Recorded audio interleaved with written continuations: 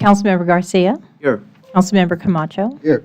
Mayor Pro Tem Laura. Here. Mayor Lutz. Here? All present. Great. And now if we can have our Councilmember Garcia take us in the invocation and followed by Councilmember Camacho in the flag salute. Please rise, please. Heavenly Father, we come before you, dear God, to lift you up and give you thanks and praise for everything.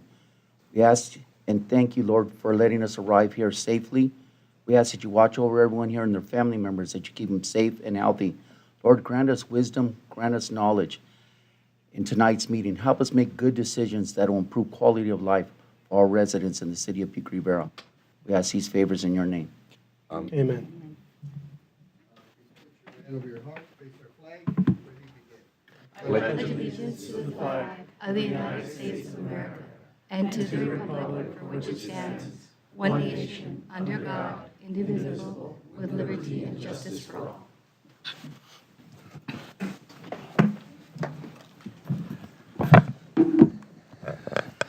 Thank you, council members. Mr. City Manager, are there any changes to tonight's agenda? None at this time, Mayor. Great. All right, that'll lead us into a special presentation by the Army Corps biannual update.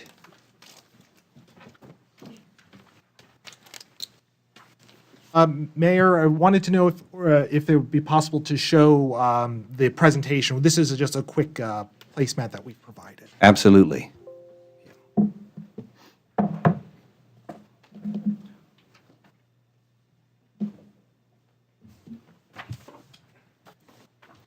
And you provided us with handouts, is that correct? So I've provided handouts that have the placemat. It should be a double-sided or just a two-page summary of our project, what we're intending to do, and our timelines, so that way you have a general idea of what we're expecting to do. I'll talk a little bit about some of the updates as well that have occurred since the last presentation to the City Council. Yeah, sure. Are we good?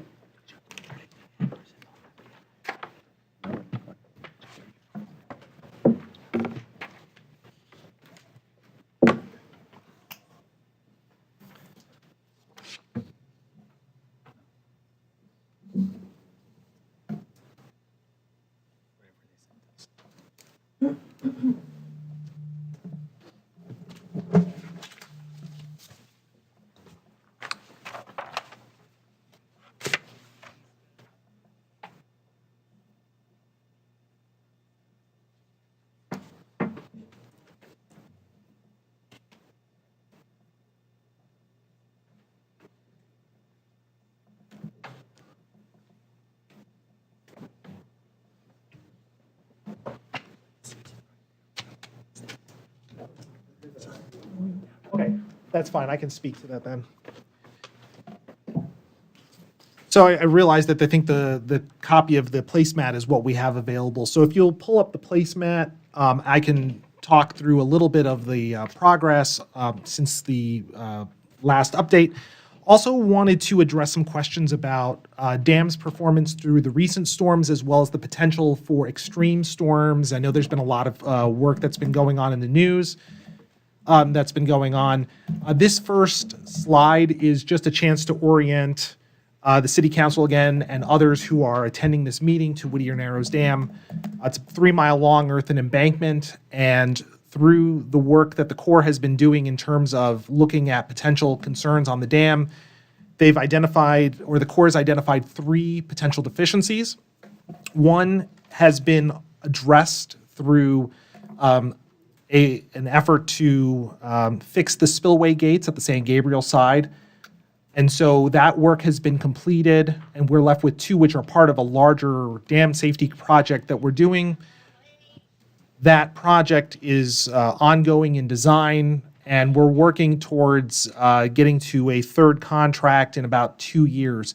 If you'll recall, the last time we had a presentation for the City Council, the dam safety project was intended to be a 2025 timeframe for us to start our major construction. That timeframe is still the case.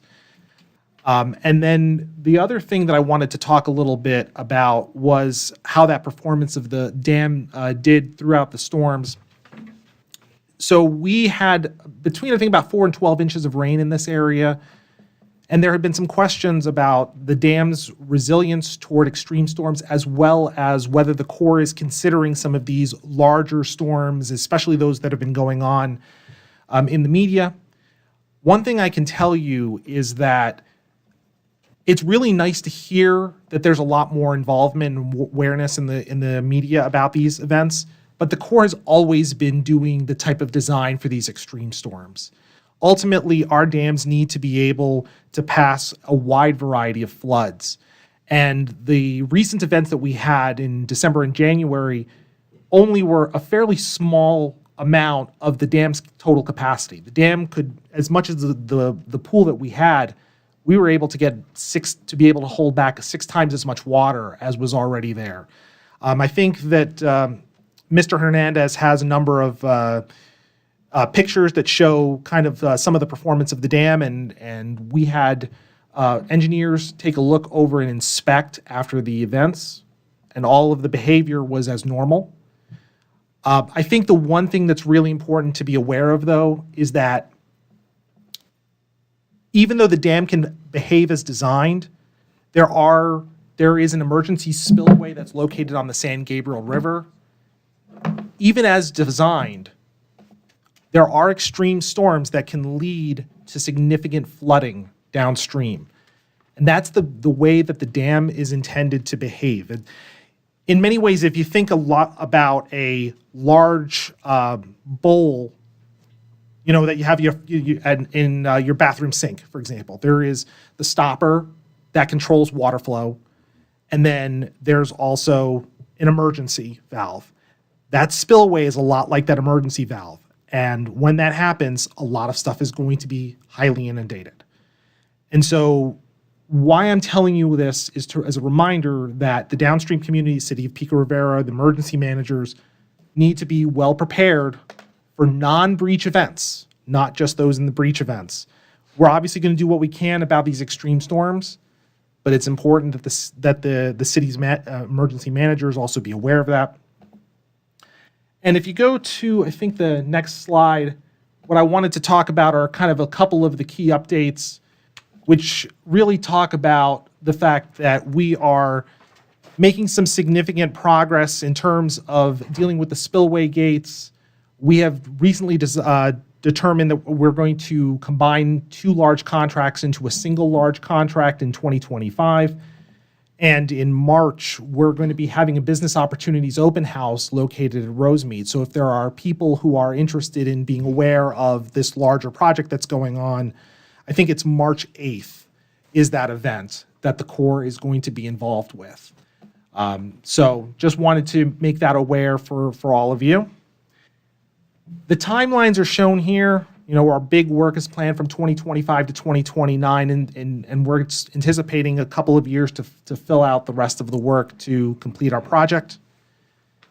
And I think that's really the big item that I think I wanted to talk about with you, just to remind you of the importance of the spillway performance going on, that we have made some significant progress, but there are impacts associated with a lot of these. It's important to remind people about the fact that being behind a dam does not mean you're free from risk. And we're going to do everything we can to mitigate and reduce that risk, but we cannot remove all of it. So it's important that the downstream communities, locals, be aware of that. And we appreciate your time and your thoughtfulness associated with this project. I want to also thank the city of Pico Rivera, in particular, Pam Ugar and Gabe Castorena, for their close work with us, especially on the recent storms. They brought up some concerns and questions and gave us an opportunity to get the message out. And so we wanted to thank you for your time on that, and subject to any further questions, happy to yield my time. Thank you for that presentation. Any questions from our colleagues? Mayor Pro Tem Lara? Thank you. 2 questions. From what I understand, the last presentation, the plan is to raise Rosemead Boulevard over the dam, given that you'll be going higher. Is there any discussion about placing lights from Gallatin and Rosemead all the way down to Lake? Because there are currently no street lights on that strip. So that's a very good question. I think, Doug, did you have any info on that? Yeah, no, there's not. The current plan right now is just to restore the road as it currently is. My second question has to deal with the warning that you brought out about preparing for non-breach events in regards to spillway over. So when you run your models, what events or what set of occurrences have to take place where that becomes a potential reality, where there's not necessarily a spillover, but when you open up the spillway gates and you expect that water to run down, what set of scenarios would create where water breaches over the river? So there are, obviously, it depends on a lot of scenarios, how much water is in the reservoir already, what the conditions were before, how much rain there was in the previous, weeks, for example. Let me give you probably a simpler example. So we talked a little bit about the 4 to 12 inches of rain that's fallen in this area. If we were to, say, have more of a rain event like what happened in Northern California, where some areas got 22, 25 inches of rain, based on what we understand about the hydrology of the area, it's likely that there could be scenarios where that spillway would operate automatically. So, while we certainly did not get anywhere close to that from this recent storm, it's not that unheard of to have those potential events, right? Like what we saw in Northern California. I think if you had something like what happened in Humboldt County, I believe, which was close to 55 inches in some areas, you can imagine that would cause significant concerns on that front. Thank you. There is a catch on Washington Boulevard heading toward unincorporated Whittier, eastbound, where the water is caught. Are there other locations that you can tell the public where those are located? And are those what you call the spillways? So I think you may be referring to something different than I was kind of going for. When I'm talking about the spillways, I'm just talking about the San Gabriel River, right? There are spillway gates just upstream of the river, and when they open up, they release a large amount of water down. So I'm not sure if I'm completely understanding your question, but that's really what we talk about when we're talking about the spillway. Well, referring to Rosemead Boulevard, you have those catches on the left and the right, just north of Gallatin. Those. The Rosemead Boulevard is going to be raised how many feet? It's going to be raised about 6 feet. Okay. How long of a distance will that be raised? You want to speak to that? Sir, it'll be raised between Gallatin, it'll start north of Gallatin, and it'll finish before the bridge on the other side of the dam. Okay, that little small bridge before you get to the next signal? Yeah, it's a couple 100-foot wide bridge that's 400 feet. Got it. Okay. Thank you for that. And is there a website that the public can access between now and 2025 should they have additional questions? So I know that the city of Pico Rivera has been very sophisticated in the use of their websites. I think that's something we've been having other folks take a look at because it's a potential model for the level of sophistication that what a city can do. We have recently been also updating our websites as well associated with the project, including recently for our supplemental environmental assessment, which recently completed that effort. Alrighty, thank you for the presentation. All right, thank you for your time. Councilmember? Yes, I have a question. Regarding the section, the contract one, it says near the golf course section has been complete.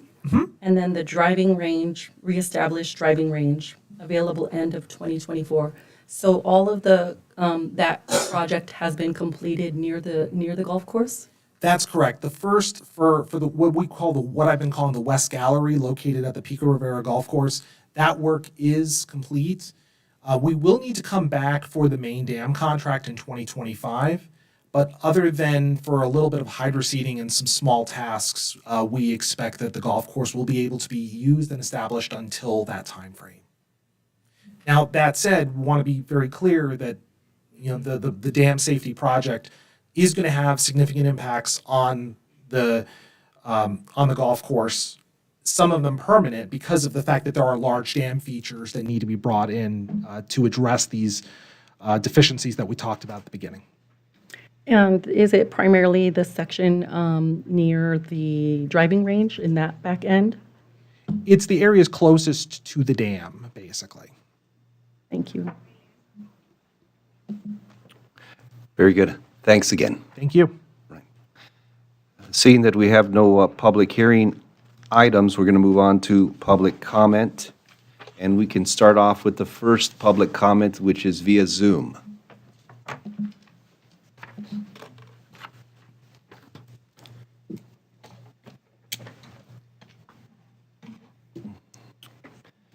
And if you can hear us, could you state your name? Public comment is now open, and if you're on Zoom, please state your name.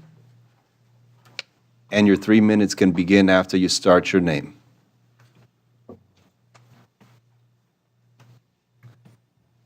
Okay. Good evening. Let's move on to public comment from the public that is here in the council chambers. Jose Sanchez.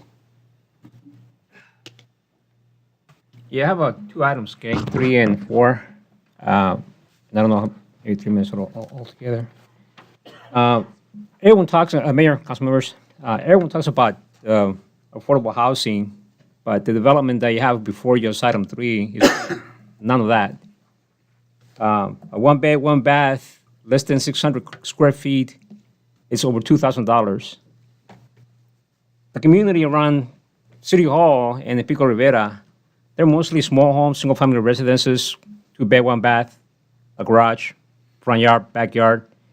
And if you go back and look at the assessment of the rentals for those units, it's going to be much less than this. Well, not much, but it's going to be less than this. So this particular project is going to end up raising the rents across the board for everyone. And most of those units, by the way, are owned by veterans. So you're going to have a problem with cost of maintenance going up because of this development and the cost of rentals going up because of this development. The second problem will be in terms of parking, and now you guys heard a lot about this, but the developer also owns the shopping center. So you're going to have a lot of customers coming in, parking will be full, and I know they're going to try and control that, but it's going to be kind of difficult because merchants and store owners are going to complain to whom? The developer is the rental person also. So there's going to be a conflict there, and you guys need to be looking into that as well. It won't be a year, and it won't be 2 years, maybe 3 years, or maybe after you guys are gone from council, that this process will really go full blown, and it's going to be us who stay still in Pico Rivera. They're going to be seeing all of this kind of problems spring up. So, and that's basically my comments on item number 3. On item number 4, this is the dumpster fine or ordinance that you want to put up. And it doesn't really impact me directly, but it concerns me that a corporation comes to a council member to have them develop some legislation to essentially block private residents or owners from renting a dumpster if they're doing their own demolition development work. There are many owners who do their own DIY. Now, if they rent a dumpster from somebody else that doesn't have a logo, a NASA logo, they may end up getting fined. My concern, like I said, it doesn't impact me directly, but my concern is that this is setting a precedence that now you're going to have a corporation or some owner or some franchisee coming over to the council, approaching the council member and saying, hey, why don't you set up this ordinance so they can drive customers to me, essentially spoiling the free marketplace because competition is being stifled because of this. If I have a dumpster that I can rent for $30, $60, one of those foldable dumpsters that I can have in my front lawn yard, filling it up, and I call a company to pick it up, then that's going to drive that cost or even make it impossible from now on. So my recommendation is please reconsider this because it's going to set a precedent that's going to be pretty bad for the whole community. Thank you. Thank you, Mr. Sanchez. Our next public comment is Lauren Talbot, providing us with the library update.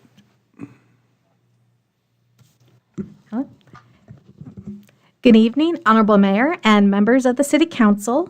My name is Lauren Talbot, and I'm the Community Library Manager at Pico Rivera Library and Rivera Library. We have some great programs coming up in February. On Thursday, February 16th at 4:30 p.m. at the Rivera Library, Bubble Mania will have a fantastic program for kids ages 5 to 12 about the science of bubbles. See bubbles of all shapes and get the chance to be inside a giant bubble. On Thursday, February 23rd at 4 p.m. at the Pico Rivera Library, we will have a program on embracing Black hair and wellness. Teens will learn about the natural hair movement in America and how to develop confidence in themselves with a self-care and journaling activity. The Rivera Library will be closed next Monday for President's Day. Thank you. Thank you for that, Lauren. And our next and final public comment was provided by email, and this was a document, 288 pages in length, from Attorney Mitchell Sy regarding item number 3 in favor of the project, described in item number 3. Now moving on to our consent calendar Mayor? items. Excuse me, Mayor. I believe there's 2 more people on Zoom, if we can go back to that. All right, let's go ahead and return to Zoom for public comment. And for the first individual, please state your name. Yes, good evening. Thank you. My name is George Bocanegra, and I am a member of the Southwest Regional Council. We can't hear George Bocanegra. If we can raise the volume, please. My volume's all the way up. Okay.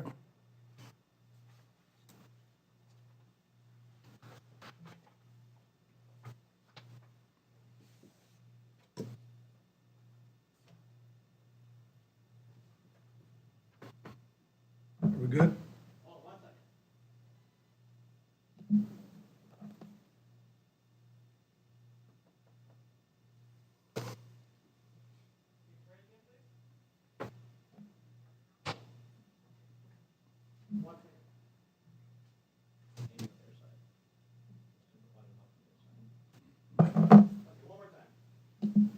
Can you hear me now?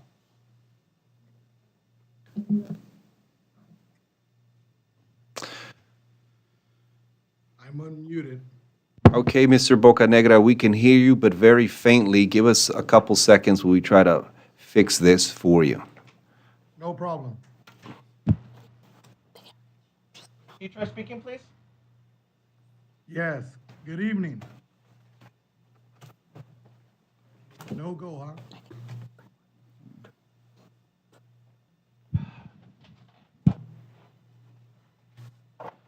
My name is George Bocanegra. Can you hear me? Yeah, the volume is still about the same, which is very faint.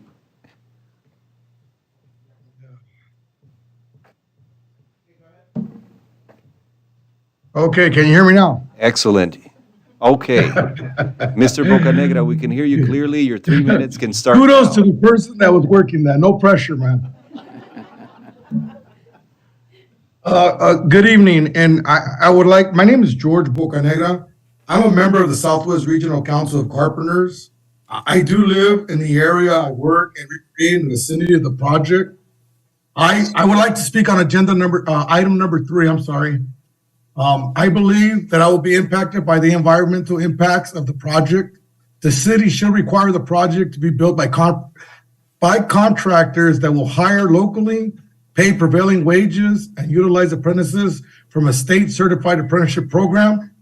Workforce requirements reduce construction-related environmental impacts while benefiting the local economy and workforce development.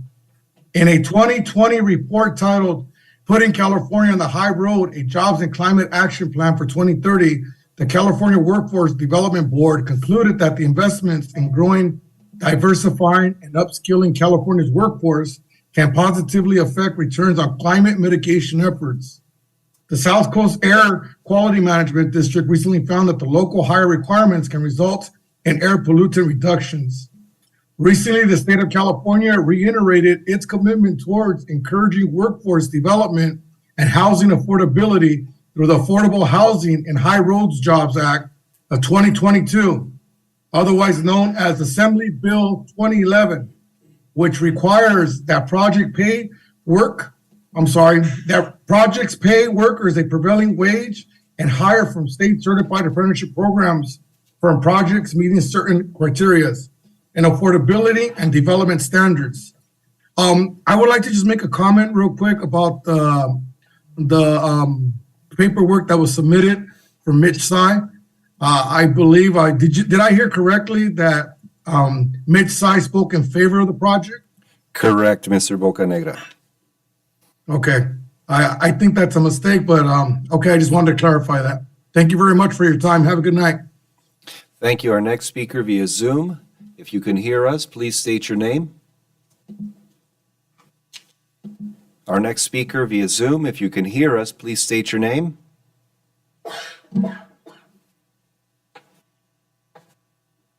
My name is Claudia Lopez, but I'm just here to listen to the different things that you have on the agenda. Thank you for your time. Thank you, Ms. Lopez. Are there any additional public comments via Zoom? Very good. It's now appropriate to close the public comment and move on to consent calendar items. Now, consent calendar items are 1 through 8. To my fellow council, are there any items that we want to pull or comment on? I see none. Okay. Do I get a motion to approve? So moved. And do we have a second? Okay. Councilmember Camacho first and Councilmember Garcia a second. And can we do, Madam City Clerk, roll call? Excuse me, Mayor, just Yes. point of clarification. May I talk to legal counsel just for a second before we vote? Sure. If we can pause on the consent calendar items 1 through 8.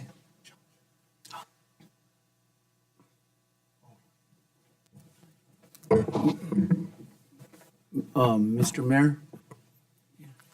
Yes. Yeah, on the consent agenda, Mr. Mayor, it should be noted, and I believe Councilmember Garcia was about to indicate that he would not be able to vote on this item. We do not have to have a separate vote on that issue. We can reflect into the minutes that Councilmember Garcia is not participating because he participated in that matter as a planning commissioner. And with that, it's appropriate to move forward with the consent agenda, and we will note that for the record. I believe that's what Councilmember Garcia was about to highlight, so. Okay, Councilmember Garcia, that's correct. You will not be voting on item number 3. Okay, very good. And returning back to consent calendar items, the motion was done by Councilmember Camacho and seconded by?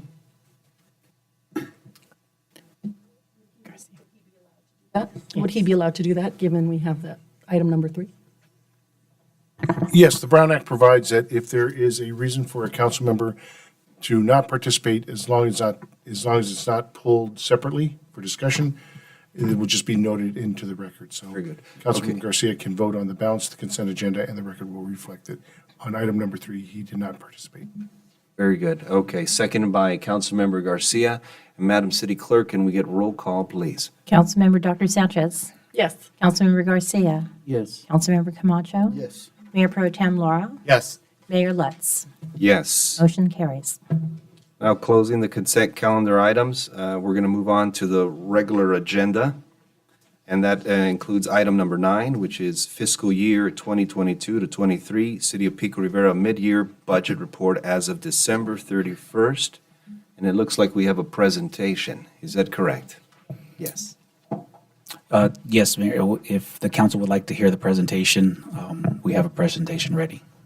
Fantastic.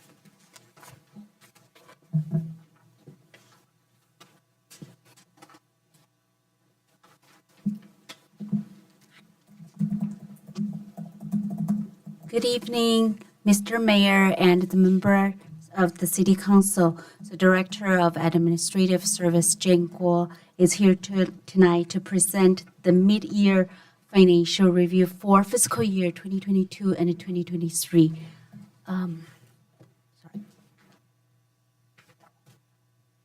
Okay, so before we start with the numbers, we would like to highlight some accomplishment this wonderful team has made for the first 6 months of the fiscal year. And so here we have the general fund, and for fiscal year 2022-23, we have the sales tax, property tax, UUT tax, all went up a little bit. And for the sales tax, it is the largest resource of the general fund, and it increased about 6%, which tracks the CPI increase for the same period. Property tax is the second largest general fund revenue source. It increased about 5%. Primarily due to the increase in home prices. However, as the interest rate went up, home sales volume dropped. UUT revenue has increased about 7%, primarily due to the usage and pricing of electric and natural gas charges.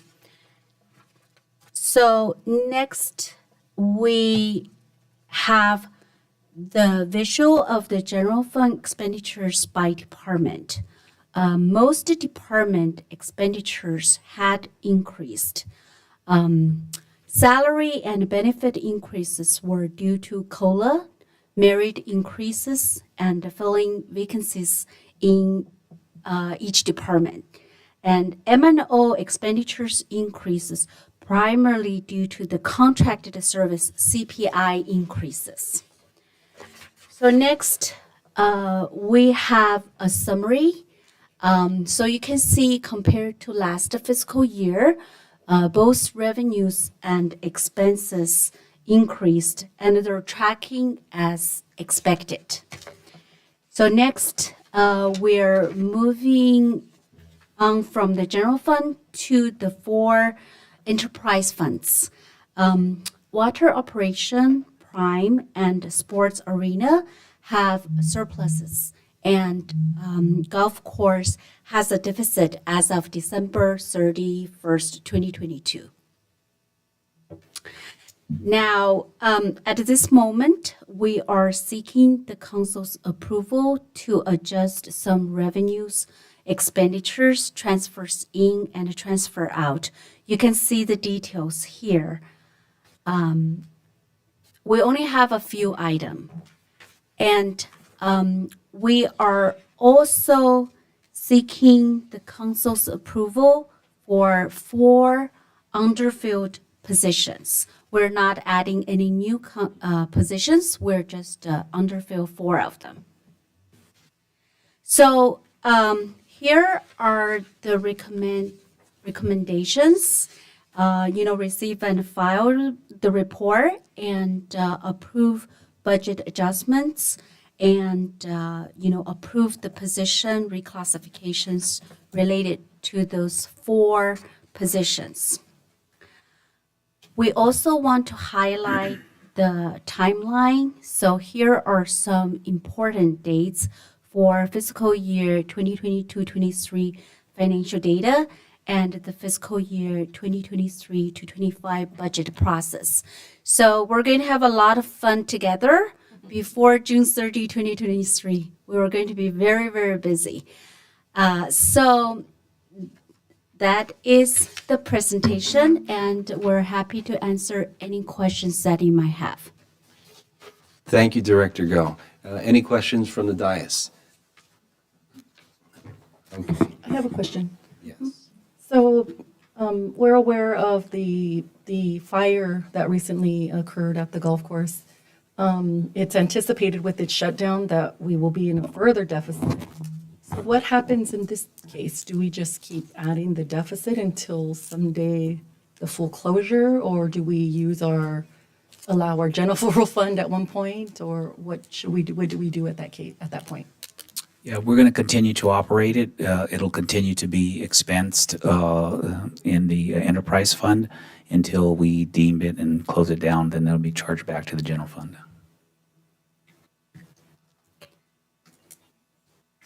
As far as the the fire goes, we have our insurance adjuster on board, and so Pam will give a quick update on that when we get to the good of the order. Great. Thank you. Thank you, Director Go.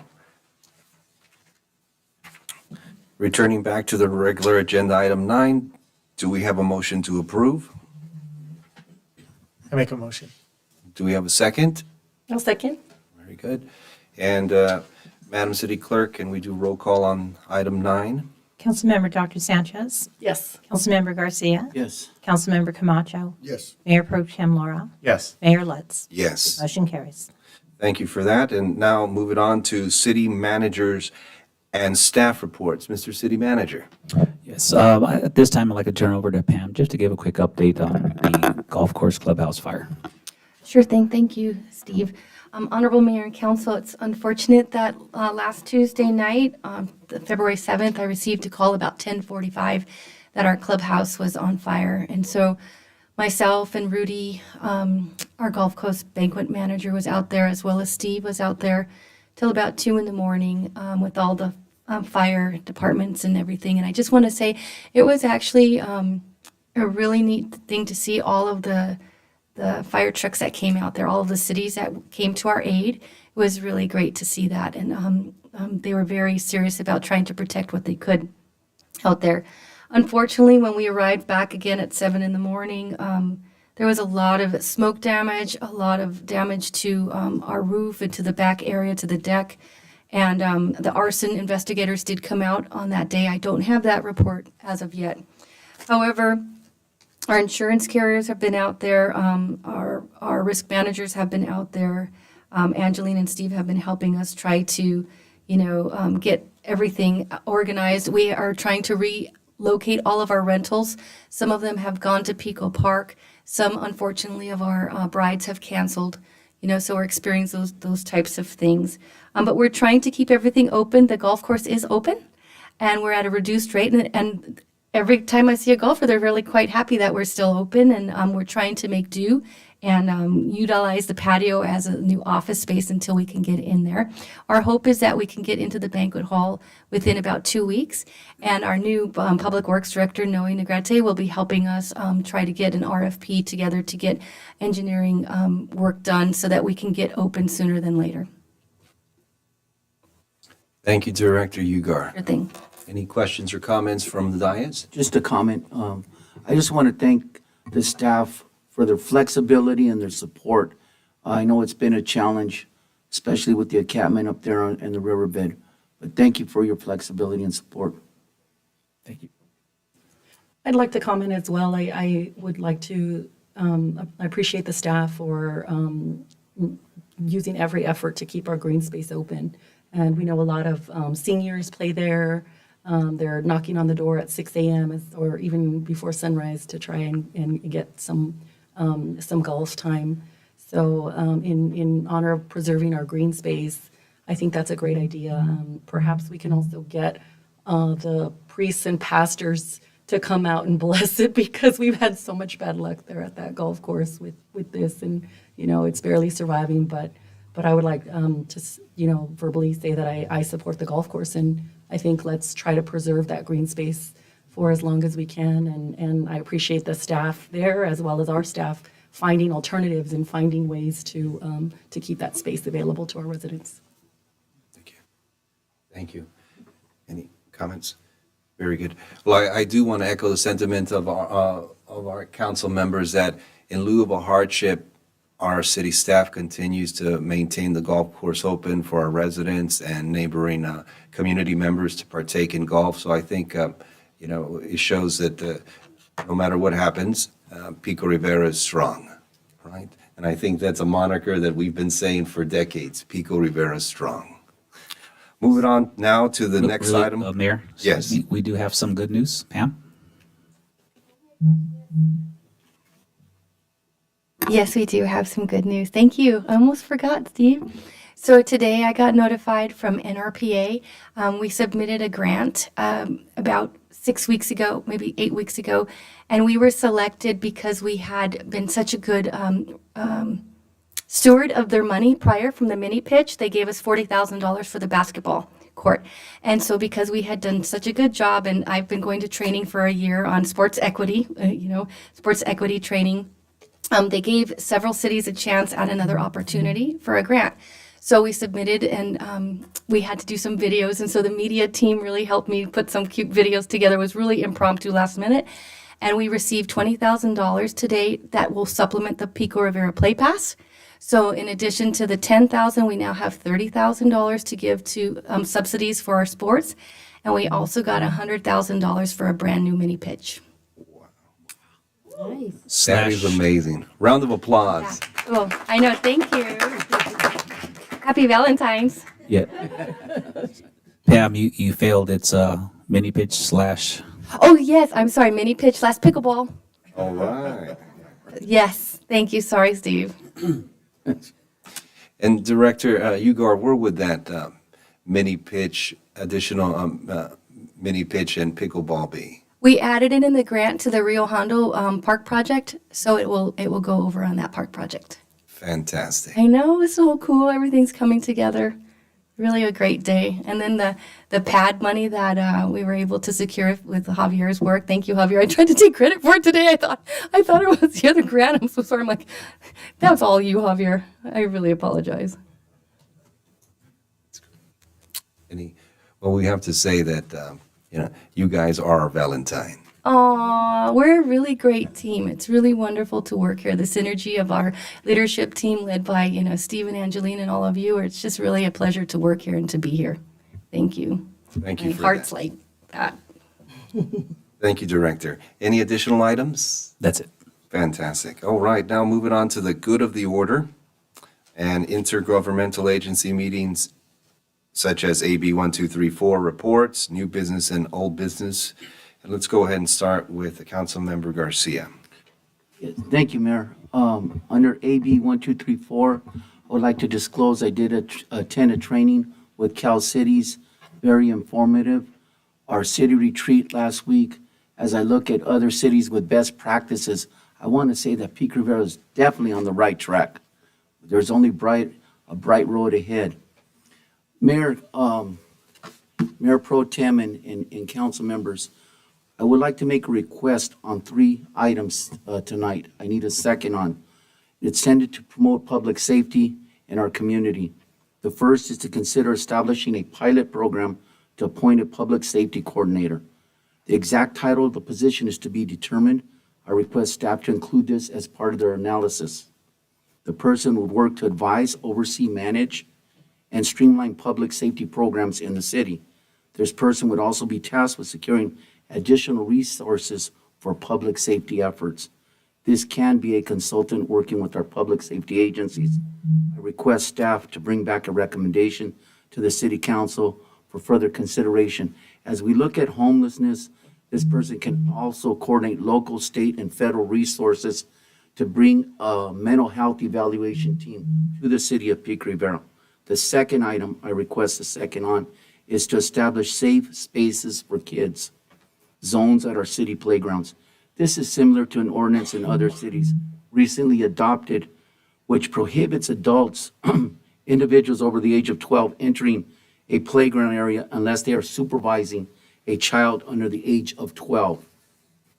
The intent of this proposed ordinance would be to deter vandalism and discourage loitering in areas meant for safe for children.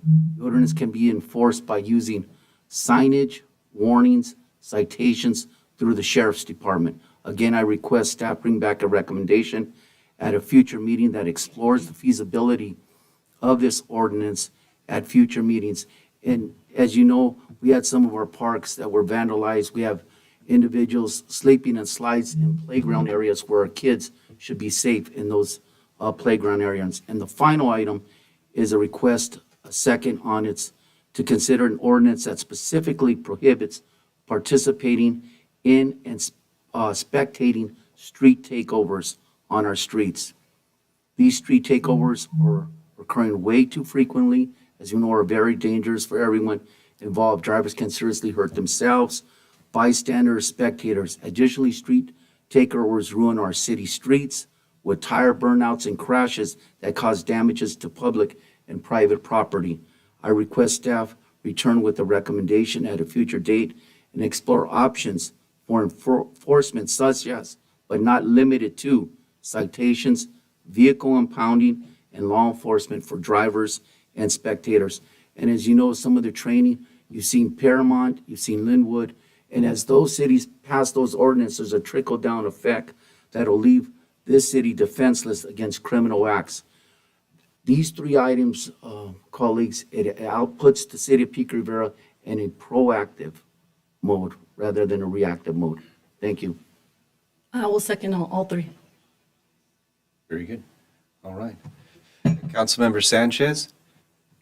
Yes, the only thing I have to report is we were all attended our city council retreat last Friday. So thank you very much for our staff and city manager. We were able to get together at the senior center for this year as a complete council and establish some of our goals for the year and get reports from all the directors. So I think that was a great event for us to start off the new year. And secondly, I was able to attend we received a large check over $1 million from our Congresswoman Linda Sanchez at the pad parklet right off near Durfee at the old bus depot. So that was wonderful to receive that money. And once again, we're bringing in funds to improve our every little corner. Our goal is to beautify every little corner within the city. And it might seem insignificant, but it's really going to make a difference in that little small pocket. It's a small piece of land, but I'm proud that we're going to do something with that. Thank you, Councilmember Dr. Sanchez. Councilmember Camacho? Yes, thank you, Mayor. Just wanted to also echo the comments of my colleagues as it relates to the council retreat that we recently had on last week. I think it was a very positive conversation. There's a lot of optimism. The city's going in the right track. We have great discussion. It's just great to just be all around positive and looking at what's to come in the city. And I think for someone who've been a few of these meetings, I would say this is probably the better one. So with that, we're on the right track here. And also just wanted I don't have any intergovernmental agency reports. However, I just want to take this opportunity to welcome two new commissioners here with the city of Pico Rivera. First, I want to recognize Yarisma Rocha as our new member of the Planning Commission. Ms. Rocha, thank you for being here. Congratulations. She is a USC grad for all the USC fans out there. But also, aside from that, she is a leader in her own right, doing a lot in the community. I know she's going to bring a lot to the Planning Commission in her perspective. In addition to that, I'd like to recognize Mr. Daniel Garcia, who's joined our Veterans Commission. Mr. Garcia, thank you. He's also a teacher at St. Hilary School here in Pico Rivera and has done a lot of work in that arena, but also his lovely wife, who's also a veteran herself, is with us. And so I think in this one we get 2 for 1. So we're lucky, and I want to welcome you both. I believe the commissions are now complete. And I know that you guys are all going to be doing some great work on this. So I thank you for the commitment of being on the commission, because it's not just an easy task. There's work to be done, and we're going to rely on you and your advice to move our city forward and to represent the respective bodies. So once again, thank you and welcome as new team members in a different capacity here in the city of Pico Rivera. That's it, Mr. Mayor. Thank you, Councilmember. Mayor Pro Tem Lara? Great, thank you. First, I'd like to start off with the meeting in alliance with AB 1234. I attended the Southeast Water Coalition meeting. Nothing of real significance to discuss. There was a few council persons who were asking about potential funding for PFAS. I think there may be a potential pathway for our city going forward that will mean collaborating with other agencies, but we'll see. That has yet to be ironed out. The other item in regards to that meeting is that we'll be going back to in-person meetings. Ever since COVID, we were online, but they're going back to in-person meetings, not this month, but starting next month. I too want to echo my just enjoyment over the retreat that we had with all the council members and all the directors and city staff. it's good to be able to talk freely and be able to listen to projects that are taking place from our directors, and to know that we give them our 110% full support, and that we're really just pleased and honored that they're working here, because each one brings such a unique perspective and skill set to our city. I want to thank them for the time that they've given us, and also listening to us and helping us address needs and concerns of our residents. Thank you very much. Director Ugar, thank you so much for putting together the Pico Play Pass. It's something that I came to learn with being part of the Dons, is that there's a lot of the Dons and the Donnas. I want to add is because those two sports, typically their registration fees are a little bit more heftier than AYSO and basketball, and there are some children that come from families that are stressed financially, mentally, but those kids want to play, and it's almost an escape for them. So I wanted to make sure, and when you talk to staff there, everyone hustles to pull money out of somewhere to make sure that registration fees are paid for kids. So thank you for providing an outlet so that the city can be a part of that, be a partner with, because a lot of those people who donate money volunteer their time. They're the presidents, vice presidents, treasurers of these organizations, and I just kind of felt that the city should give a helping hand also. And thank you for the supplemental monies. I think that's something that's going to help this community for decades. In addition to that, I think that's mainly about it. I just want to say that when I sit down and talk to staff and I see some of the projects that are in play, I get really excited for this city. Really, really excited. If you own a home in Pico Rivera, keep a home. If you don't have a home, buy a home or buy a place in the city of Pico Rivera. The city will be different. It will mean change, okay, and I get that. But the trajectory of this city is second to none. And that's it. Thank you. Thank you, Mayor Pro Tem. Mr. Mayor? Yes. I just remember one thing, if I may, it's more of a ask for staff. In light of the appointments of the commission, I know because of COVID, we were limited in the amount of folks that we are allowed here in the council chambers, and traditionally, we've always had the commissioners join us at the meetings. Those two chairs are reserved for the commissioners.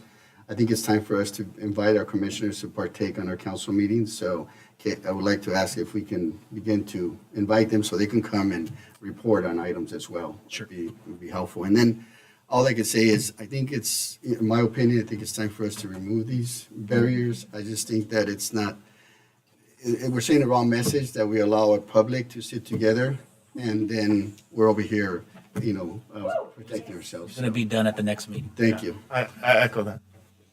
Great. Thank you for that, council member. In regards to my items of, I do want to say that that city council retreat was one of the great things that we do for team building here in the city of Pico when it comes to staff and council, because what it does is it unifies our vision as we bring forth new projects. When it comes to projects of public safety, fiscal responsibility, and new park space that is coming around the corner, and just the overall modernization of our city. So I really do appreciate that, Mr. City Manager, for providing us with those retreats. And those, of course, are open to the public so that everybody knows that you can attend those and give comment there. I also want to say thanks to our Congresswoman Linda Sanchez for providing $1,050,000 for that new park space that we're going to have on Jackson and Passons.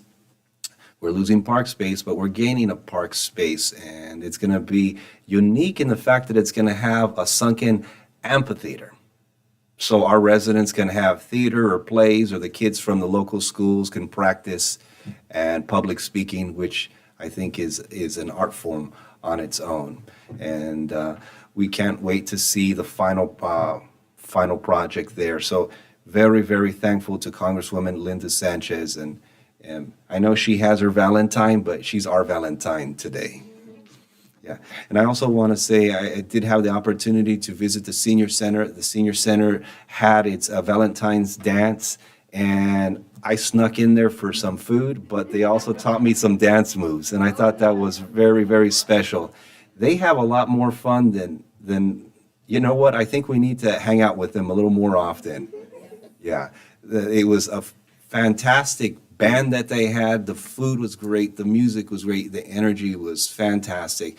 And for those that are listening or watching us, if you had hesitation of visiting the senior center, whether you should exercise there or get any computer use or just hang out with friends, that is the place to go, our Pico Rivera Senior Center. And one final item, I wanted to get a second for our staff to do further analysis. And that is, being that we're doing renovation projects of our medians on our streets, I did want to see if we can have staff look into doing identifying markers for the different sections of town. As we're modernizing our city, I feel that it would have some unique identifiers in the north part of town called the Equestrian District. And in the section where we have Uptown or Durfee, we can have that the Uptown District. And in the Midtown, we could call that Midtown. And wouldn't it be nice to have these unique monument markers as you enter that region of town that lets you know that you're entering Midtown Pico Rivera with a nice little logo? Or maybe the Equestrian District of Pico Rivera that is zoned for horses with a little horse logo. I would love to see if I can get a second on that and see if we can get that in within the existing project. I'll give you a second. Sure. Thank you, Mayor Pro Tem, and that concludes my items. And before we go into closed session, I did want to close in memory of two Pico Rivera residents, and if we can bow our heads in memory of Teresa Cuellar and Sylvia Centeno. Thank you for that. And Mr. City Attorney, can you lead us into closed session? Yes, thank you very much, Mr. Mayor. Members of the City Council, we have one item. I don't believe it's going to take terribly long. It's under conference with legal counsel, anticipated litigation, one matter relating to a letter from attorney for former council member Elias. Thank you. And while we go to closed session, I do want to tell the public a very, very special happy Valentine's to all of you.